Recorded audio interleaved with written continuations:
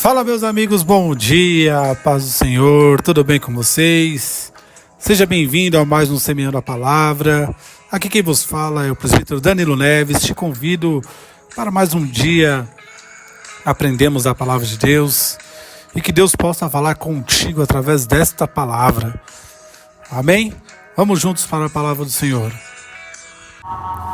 Amados, a palavra de hoje está em Mateus.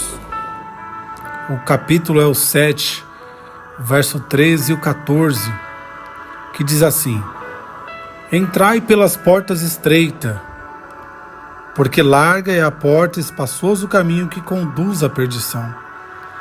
E muitos são os que entram por ela. E porque estreita é a porta e apertado o caminho que leva à vida, e poucos há que a encontrem.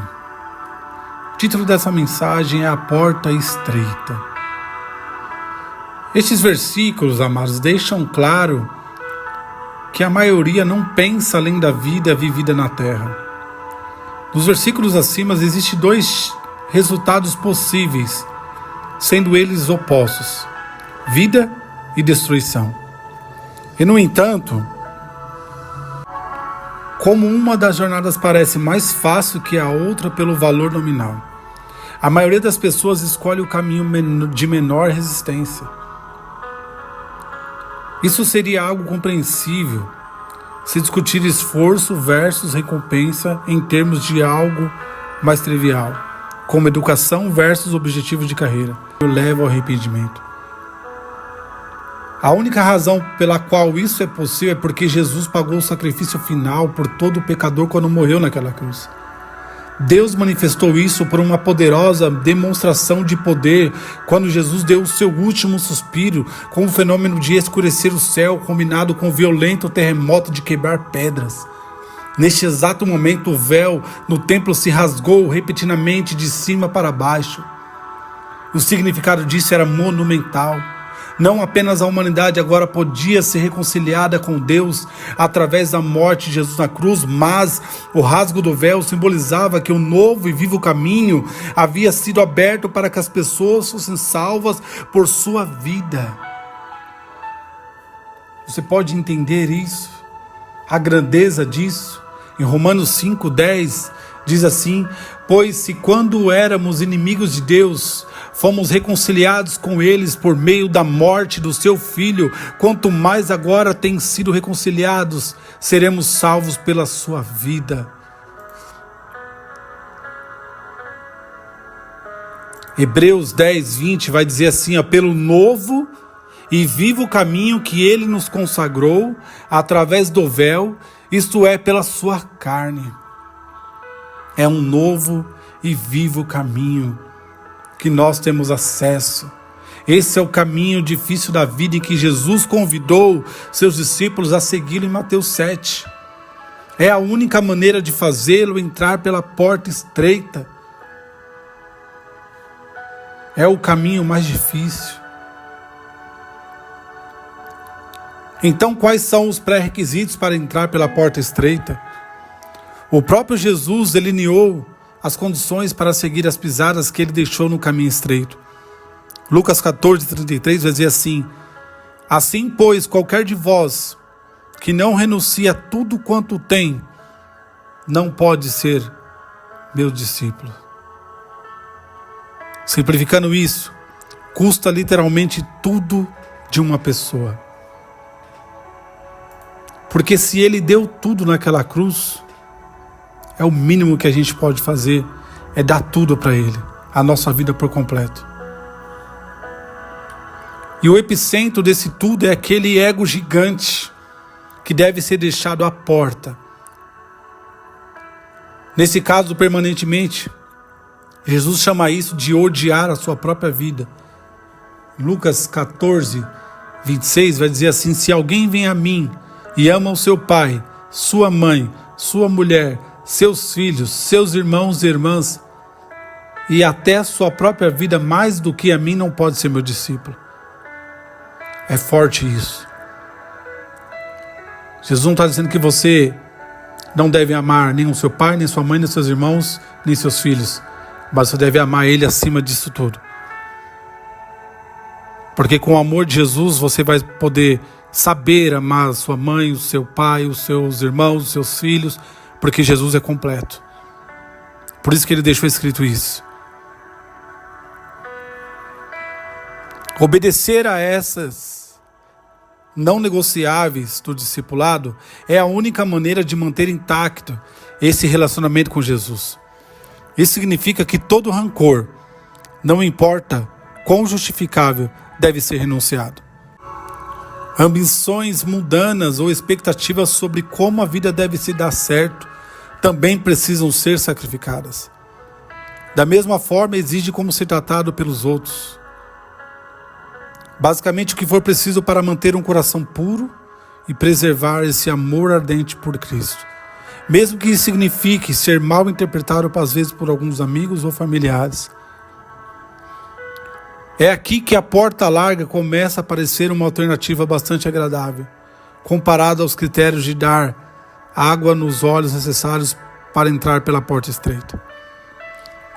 No entanto, as ramificações devem se tornar o caminho mais amplo, são muitas.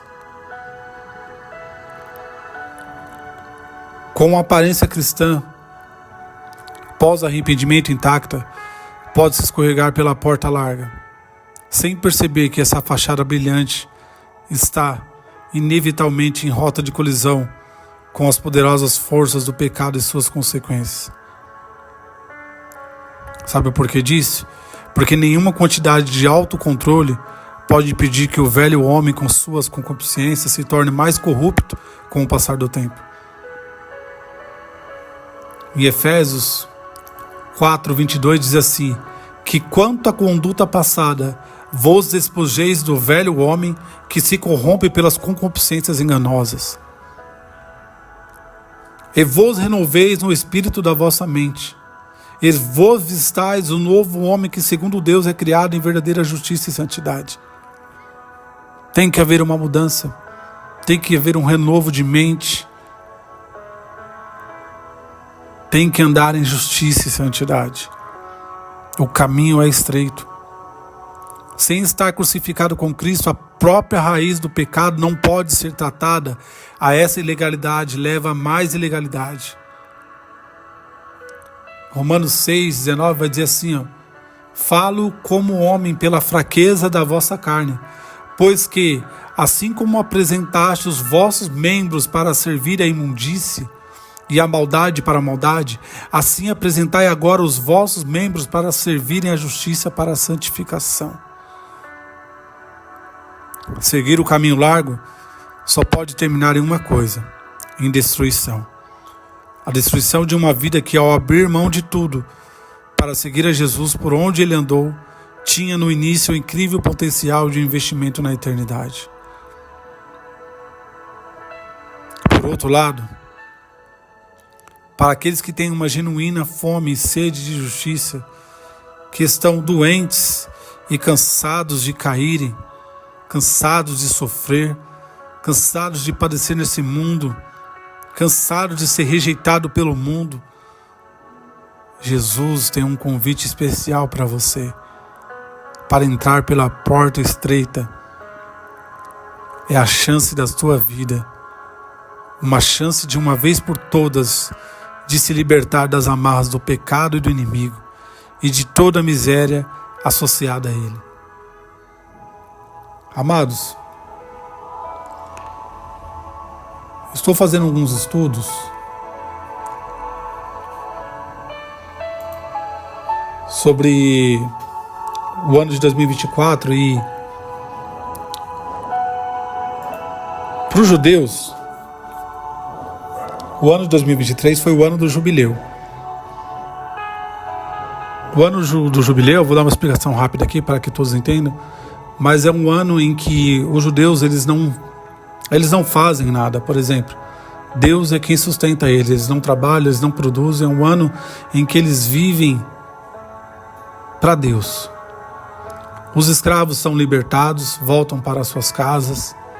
Então o ano de 2023 é um ano do jubileu. Passado esse ano, eles começam a contar outros 50 anos para se chegar o ano do jubileu. Então eles estão ali no primeiro ano ali, desses 50 anos. E todos sabem que os números para eles têm um grande significado. Então o ano de 2024, que é o final 4, ele tem um significado de portas. Então este ano de 2024 é um ano de portas. Portas serão abertas. Portas largas e portas estreitas. A porta larga, o que significa que o inimigo ele está investindo muito grande na vida das pessoas, na vida das crianças. As crianças nunca foi tão atacada quanto está sendo, através de diversos crimes, pedofilia e tantos outros que a gente vê por aí. O inimigo está investindo em famílias, em casamentos para destruir. Isso são as portas largas. A luxúria, o adultério, a fornicação, tudo que o inimigo coloca para a pessoa se desviar, se afastar e destruir a sua vida. O inimigo está destruindo a vida dos nossos jovens. Mas do mesmo jeito também que tem as portas largas, também vem a porta estreita. Que para aquele que escolher essa porta estreita, aquele que escolher andar neste caminho, é um caminho que vai te levar às bênçãos do Eterno. Porque o Pai tem bênçãos muito grandes para você. O Pai, o Eterno, tem um caminho de paz, de vida, de comunhão, de intimidade. O Espírito Santo há de trazer o seu povo para junto dele, como era antes. Como o Eterno descia lá no Jardim do Éden e conversava com o homem, o Espírito Santo vai se revelar nesse ano de uma forma tremenda para aqueles que escolherem o caminho da porta estreita. É o ano para os judeus que o homem retorna para o Eterno. O homem retorna à conexão com o Eterno. Por isso que eu fazendo o estudo, me chamou muita atenção sobre isso.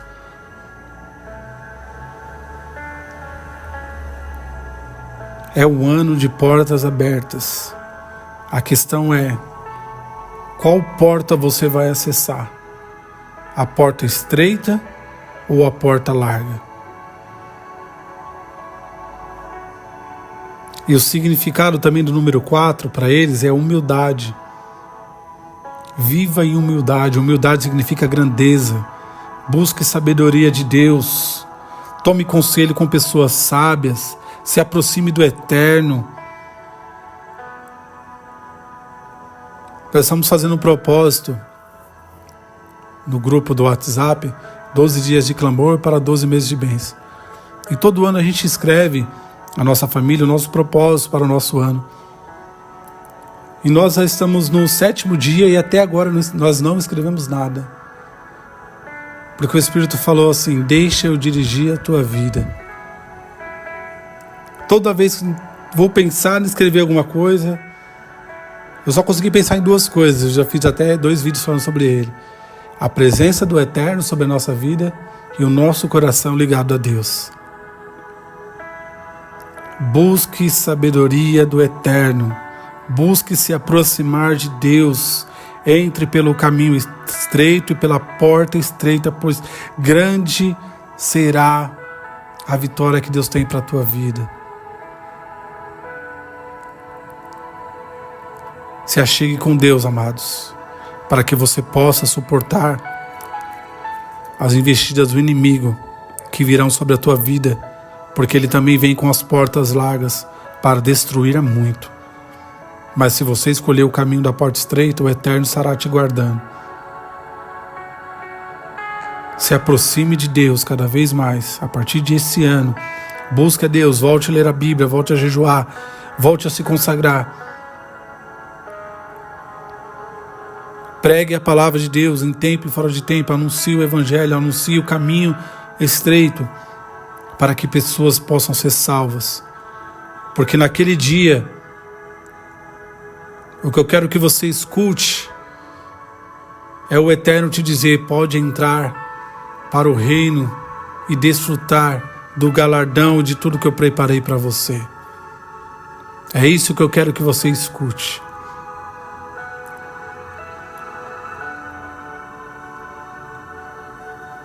Vamos orar.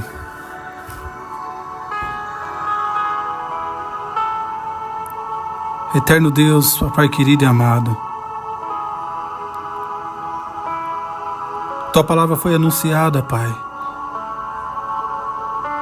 O caminho estreito é um caminho difícil, é um caminho árduo, é um caminho de renúncia, mas também é um caminho de bênção, é um caminho de salvação.